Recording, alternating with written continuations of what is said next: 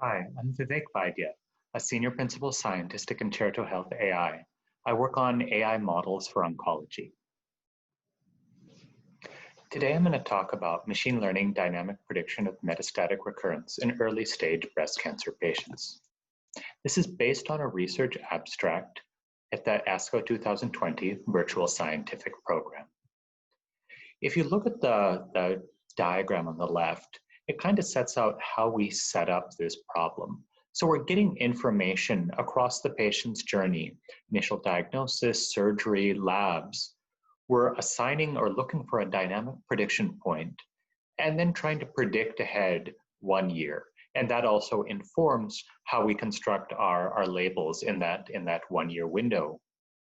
So what we're trying to do here is saying whether machine learning approaches can be used to understand the risk of recurrence at any point in the patient's journey.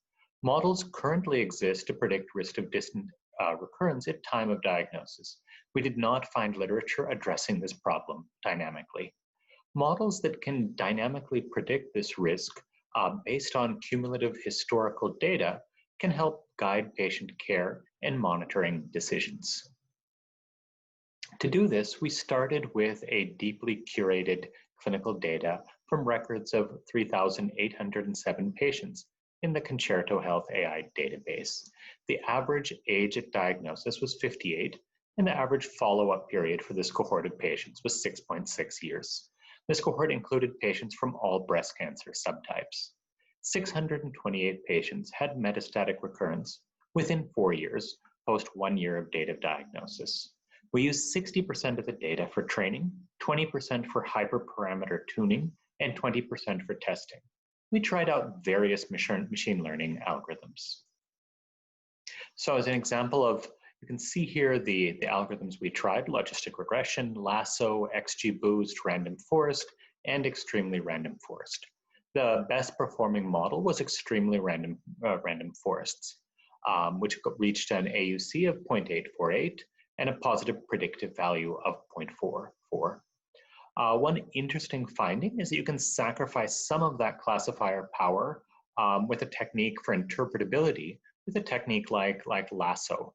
Machine learning models have an enormous amount of power, but can be difficult to interpret. And if something more interpretable is required or useful for your particular need, this might be something interesting for you. We held sensitivity constant at 0.7 for comparison purposes in the chart on the right. The important features. So many clinically expected features such as surgery and biomarker status independently turned up in the machine learning model as well. This gives us additional confidence in our formulation of the problem because it aligns with understood clinical practices. We also built features around higher order patterns of care, which are showing promise. One example of this is mean duration of course of therapy. That kind of gets into an interesting question to me of, can we learn higher order statistical features of what a patient's going through, what are the different decisions made during their care, and does that tell us something about what might happen next to them? There are a variety of feature groups which we built around, which are illustrated on the bottom left, which reflect the kind of data we had access to, and on the chart on the right shows some of the top features and how they proved predictive. I won't get into that in detail though for this talk.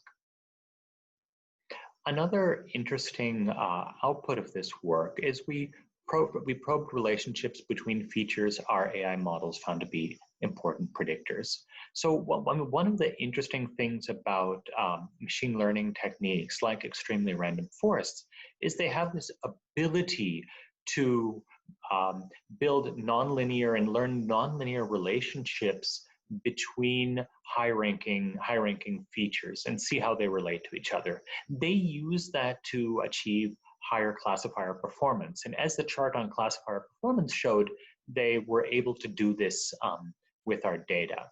A technique like SHAP dependency plots allows us to try to probe and find out what kind of relationships the model was using to get that improved performance.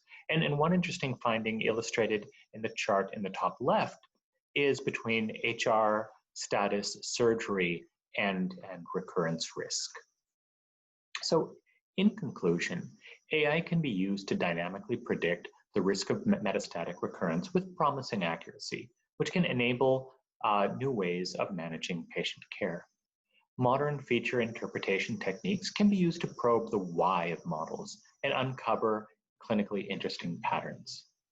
Many clinically expected features, such as surgery and biomarker status, were found in the machine learning model as well. And this also provides early steps towards better understanding the evolving risk profile of patients and new techniques that can allow us to gain insight into that. Thank you for your time.